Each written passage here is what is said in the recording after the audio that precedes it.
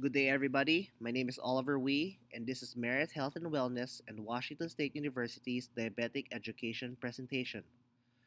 The goal of this program is to share information to our community and to our patients about the devastating effects of diabetes and ways to prevent this disease from developing. Knowledge about this disease is the first step in managing and preventing diabetes from developing. The topic that we are going to talk about today is all about food and its effects on our bodies. Today's agenda. Remember our video about the interplay of biology and the effects of hormones in our bodies? Today, we will look at food as information messengers in our bodies. We will learn how to change our perspectives on how we look at calories, fats, and food. We would also learn how to use the macronutrients as guides in calorie compared to calorie counting in weight management. We would also learn how to read food labels that is specifically geared to prevent diabetes. Let us start by reviewing the interplay of glucose, insulin, hunger, and food cravings. Eating the wrong kinds of carbohydrate laden foods causes a rush of glucose into our bloodstream. This then signals our brain to tell our pancreas to release our body's fat storage hormone called insulin. Insulin acts like a key to open our cells to receive glucose. Glucose is then absorbed by the cells to be used as energy and also as a future energy source in our fat cells. There would be a subsequent drop in our blood sugars as fast as the level rises, causing our bodies to feel hunger. This hunger manifests as food cravings. So let us start. We need to forget about everything we know about calories and fats and start with a blank slate. We need to shift our focus away from modified foods and focus on the major macronutrients: proteins, carbohydrates, and fats. The goal is to keep our insulin levels low and prevent blood glucose level swings.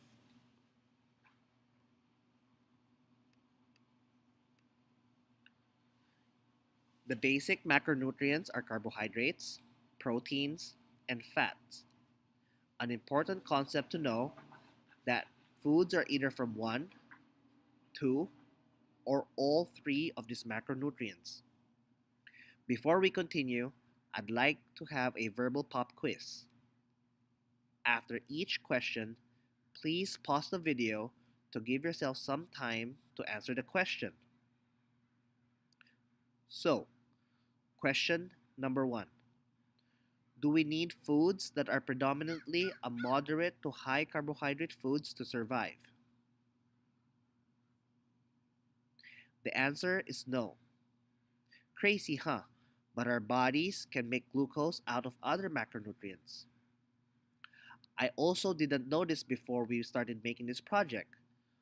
We do not need carbohydrates in order to survive. An important concept to know is that a nutrient is considered essential if number one, we have to have it, and number two, our bodies cannot make it from something else. Glucose, however, can be made from other macronutrients despite the absence of carbohydrates in our diets. Question number two: how much carbohydrates does Merit Health and Wellness recommends in order to keep blood sugars and insulin levels under control and potentially lose weight in the process?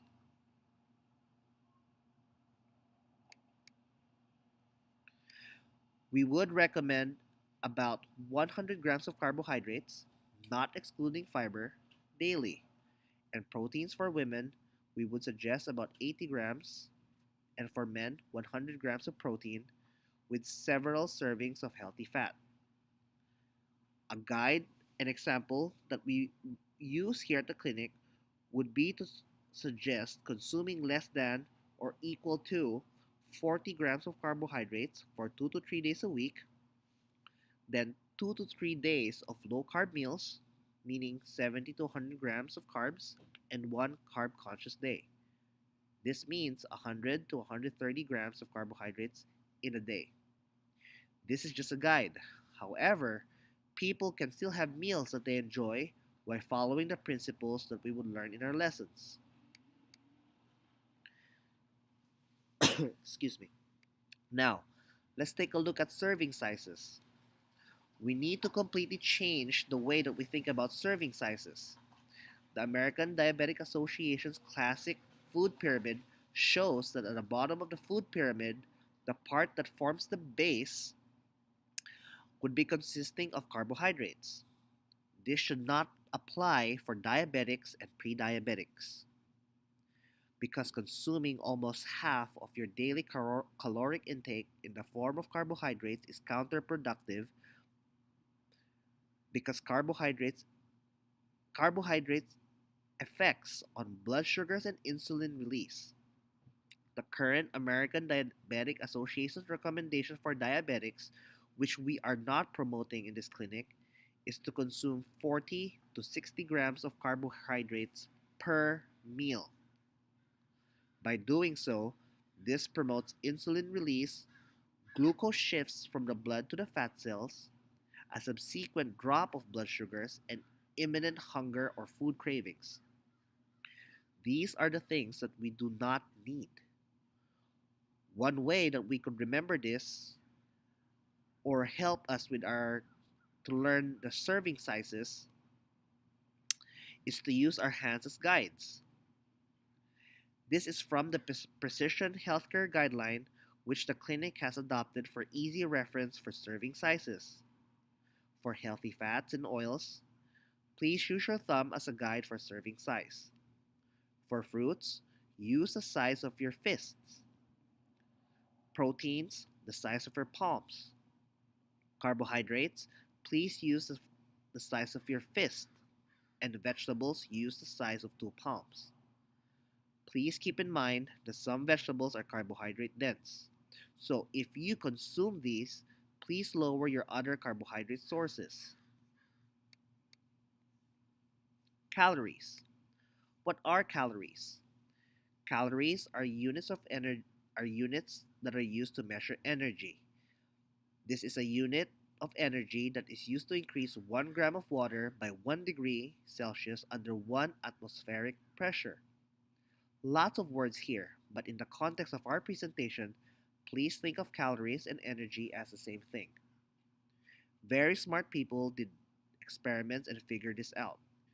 Humans obtain energy from the food that we eat, but humans process energy from a variety of foods differently. Think of it like gasoline. Every car will use gasoline based on the capacity of the engine, the horsepower, the torque, and the right kind of vehicle. It is predictable because regardless of what kind of gas you put in the vehicle, you would expect this to get the same amount of energy out of the car. Humans are more complicated than that. A calorie or energy that we would obtain from eating a Krispy Kreme will be processed and used differently compared to a calorie obtained from eating an avocado. Avocados avocados are good sources of fat and a much better alternative snack compared to a donut of the same caloric content. A calorie obtained from food is like a chemical messenger that the body uses. The fuzz about the calorie is the old thinking that the calorie that we consume is the same calorie that we use for energy. That is only partially true since it is more complex than that because of our human biological, and hormonal responses to food. What we know now is that not all calorie is made the same despite providing the same amount of energy when consumed. The difference in the response that food elicits from our bodies are completely different from each other. The goal for calorie use is to use it as guides to consume good calories from good carbohydrates, good proteins, and good fat sources. The calorie per gram of calories are listed here below, as well as for proteins and fats. As you can see here, The calories per gram of carbohydrates are much less compared to the amount of calories that is present in the proteins and fats and alcohol. These are done in the lab to get those values. But just to reiterate a very important point, our bodies does not use the calories that we get from inferior sources such as a donut covered a chocolate covered donut versus an egg. So, let's talk about fat. A common question that is asked is that since calories obtained from carbohydrates is half compared to the calories obtained from fat, should we just stop eating fat and replace that with carbohydrates instead? Since more calories means since more calories consumed means more people will get fat, right? Well, that is not correct. The issue is not the amount of calories, but the issue is of blood sugar spikes with subsequent insulin release by the pancreas. Good fats does not do this. Fats will keep and prevent and suppress the insulin spike in our bodies. The idea of fat causing obesity in our society, which increases cardiovascular issues, is not true. The culprit in the increase of obesity and triglycerides is the overconsumption of carbohydrates. Another issue is the use of low fat versions of food. Sugar is used to replace fat in low fat versions of food. When you remove fat in food, it does not taste good, and sugar is then used to replace it. So, guess what? You remove the thing that helps you suppress insulin release in your pancreas and replace it with the very thing that you are trying to avoid. Kinda counterproductive, huh? And once we start eating processed carbs or high sugar foods, it is very hard to stop because the biology of our body will cause us to crave more and more and more of it. And food companies know this. This is why they keep on doing it to make more money.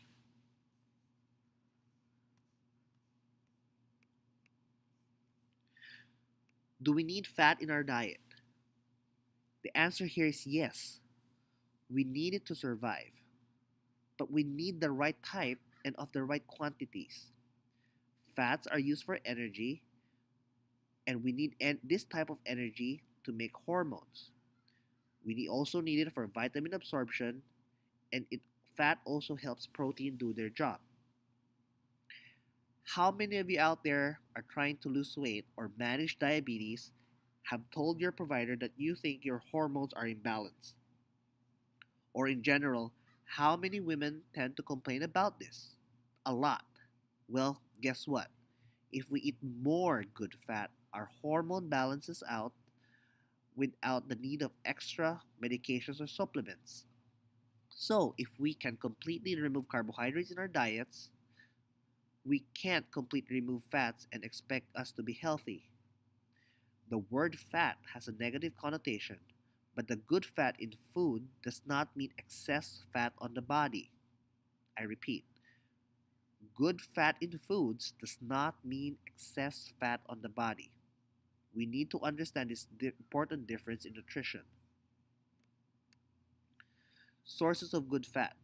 A major problem in our American culture is the ratio of omega 3 to omega 6 is way too far apart. Americans eating so much more processed, highly refined omega 6 fats like vegetable, canola, and soybean oil, which causes inflammation problems such as heart disease. There are healthy sources of omega 6 too, and the goal is to have omega 6 to omega 3 be more like 4 to 1 rather than the 10 to 1 ratio that currently we have in our society.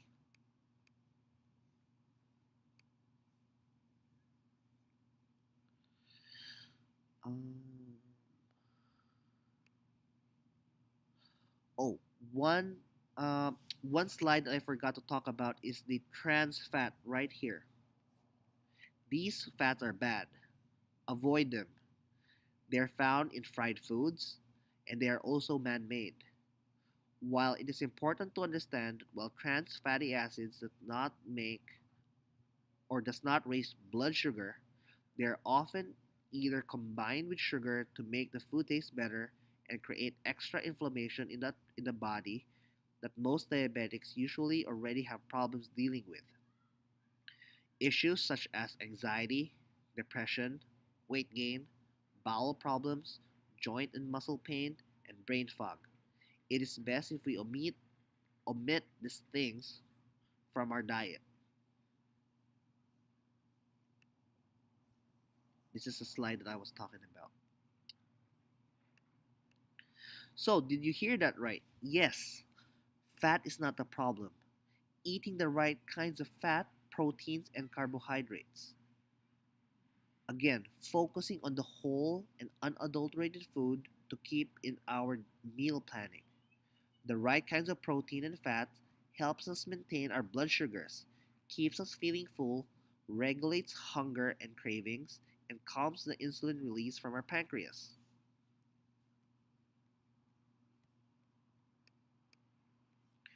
Carbohydrates. The key to know is that all carbohydrates are not created equal. There are better sources of carbohydrates than others.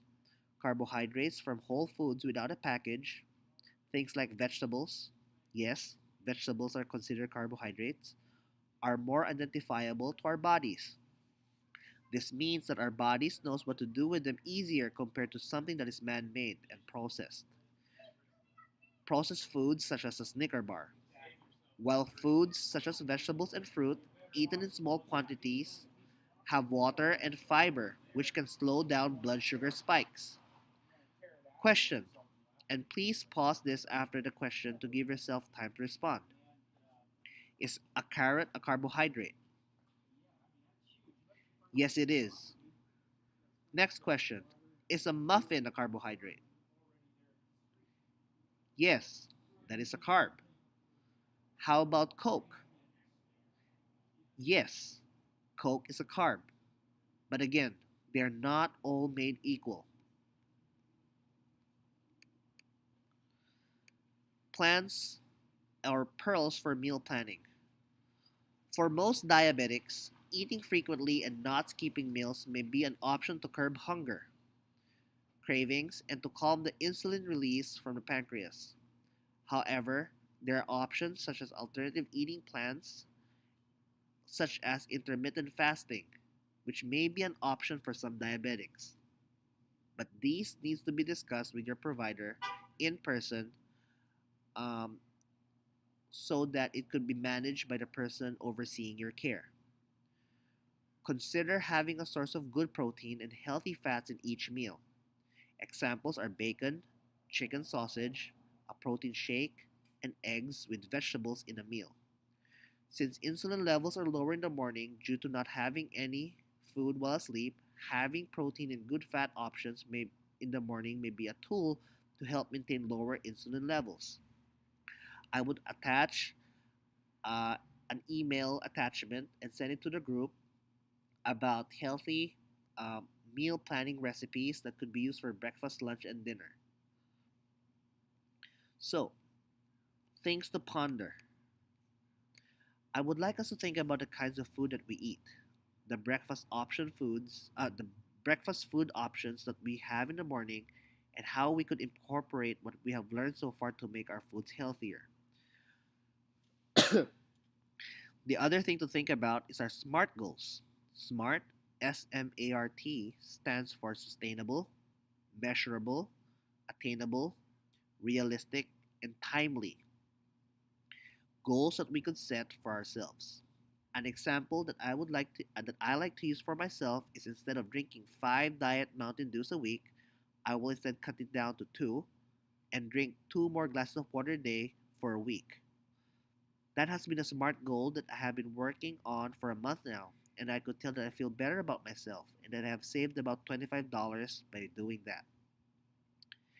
This concludes our module. Please watch our modules on of part 2 of diet, exercise, and laboratory work, and sustaining healthy habits to learn more about how to manage and prevent the effects and development of diabetes. Thank you so much. If you have any questions or concerns, please email Sierra, Lindsay, or Oliver and we will do our best to help answer your question. Thank you.